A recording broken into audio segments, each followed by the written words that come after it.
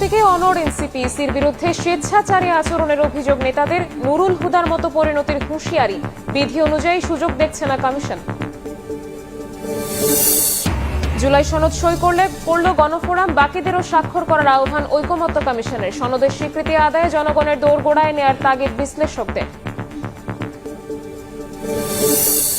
সনদ স্বাক্ষর অনুষ্ঠানে বিশৃঙ্খলায় জুলাই যোদ্ধারা জড়িত নয়, অনুপ্রবেশ করে অরাজকতা চালায় আওয়ামী ফ্যাসিস্টরা, বলছেন সালাউদ্দিন। বক্তব্যের অপব্যাখ্যা না করার আহ্বান।